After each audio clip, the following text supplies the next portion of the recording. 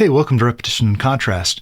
We provide tools for creative entrepreneurs. I'm Alan, and today I want to talk about our last segment on introductory color theory. I want to talk today about color combinations. So far, we've built a color wheel, and then we talked about tints and shades and tones. And now I want to talk about how we put colors together.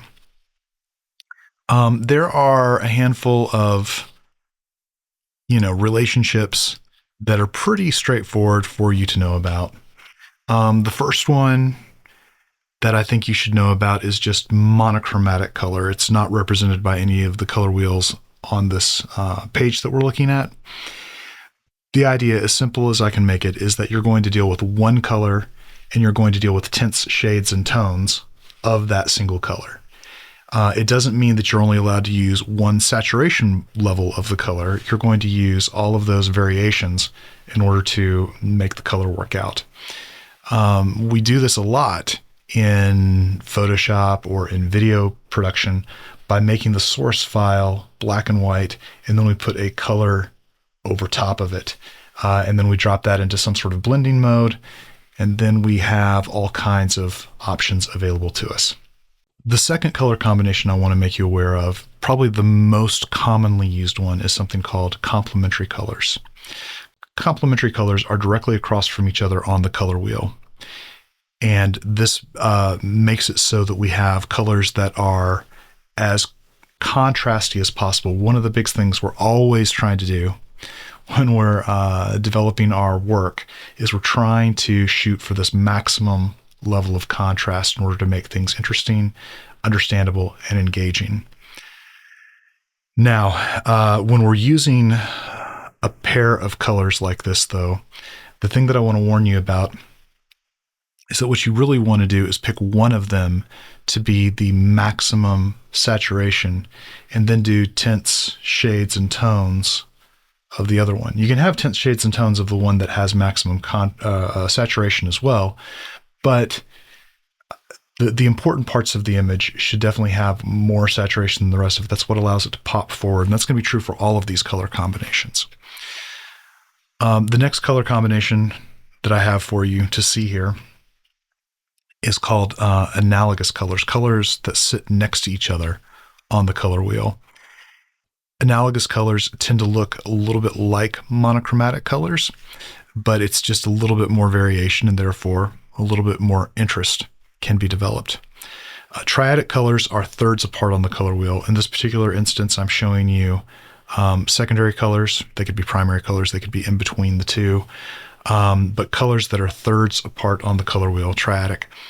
Triadic colors, by the way, all the following color combinations I'm about to talk about are where it starts getting difficult to organize our colors in super meaningful ways. I think that when you're starting out trying to build things with color, the best thing to do is to keep it simple. So my best advice is monochromatic, complementary, or analogous color schemes when you're first getting started. And once you have mastered those, or at least feel comfortable with them, then you can start branching out into these other things. Triadic is definitely the next place to go. The next color combination I have for you down here is something called split complementary. The idea is that there is one color, and then rather than using its complement, we're using the colors that are on either side of the complement. And that can give you more variation than just a pair of complementary colors, and still not get too far afield of what I would consider to be normal usage. But again, I really caution you to start going this far with the number of colors you're using until you feel really comfortable just using a couple colors. The next one we've got on here is called tetradic, but I actually usually think of this as something called dual complementary, because what's really happening is, for instance, in this version, we have blue and orange that are opposite each other on the color wheel. And we have this sort of aqua and more defined orange. So it's almost purple and almost yellow versus almost green and almost red kind of colors. And these are complements of one another. their colors opposite each other on the color wheel. It's just that they aren't, it's two pair of complementary colors. And that's what makes it interesting. The same thing is true for our square color combination. Square color are colors that are equal fourths apart on the color wheel. But if you check that out closely, what it really is a pair of complementary colors again. So another variation on this idea of dual complementary colors. Now, anytime that I start telling people that they should limit their color palette to two colors, I start getting a lot of pushback. Well, I want more colors than that, And the problem is that most people, when they start dealing with more colors than just a pair of colors, they start leaning in the direction of what in the business is called a rainbow palette. And that is not a pleasant term to hear. It's when someone says that you have a rainbow palette, they are insulting you. Okay. That's not what you want. What you want is an organized color palette. Using all the colors of the rainbow means that you are being disorganized with the way that you are setting up your colors. So on that note, I want to show you a handful of paintings that I found online when I was doing some research to talk about color combinations and gray tones.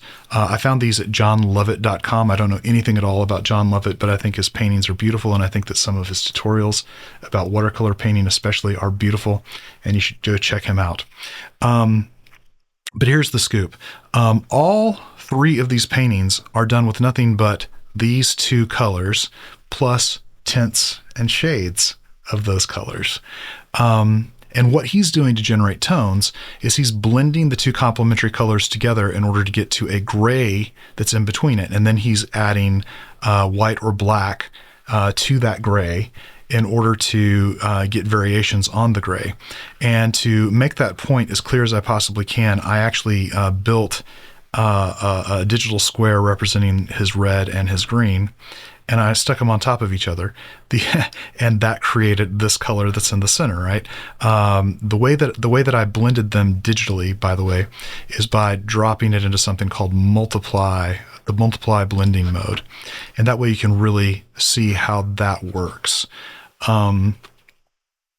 Now, you might be looking at this and going, wait a minute, he's not using only two colors. Look at this thing. He's got this purple. Well, you can see where the purple came from. It came from adding a little bit of green to that red. He's still only using two colors. He's just being very creative and industrious about the way that he puts them together and the way that he puts them in the direction of tints and shades.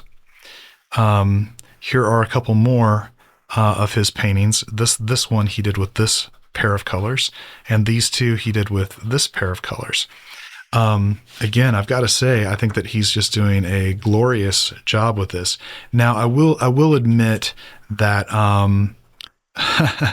there are a couple things going on here that I'm not being as straightforward about. The first thing that I'm not being straightforward about is the fact that he does in fact have some red in this, which is not part of this color palette that he has listed, but it kind of is. He made this purple out of a combination of a red and a blue, and this is the red that he used to build this particular purple, and that's how he's getting away with it, and I'm still considering it to be two colors. Not only is he dealing with the way that he combines these colors, but he's also dealing with the way that he makes either one of the colors. So the primary color in the list of colors is not going to have a way that you can split it apart, really. But the secondary color in each case, he might be pulling a little bit of the color that the two colors that he mixed together in order to make them. So that's the scoop. By combining complementary colors, we can get these really, really rich grays that are not just a variation on black and white. And then we can produce, tints, shades, and tones of those grays.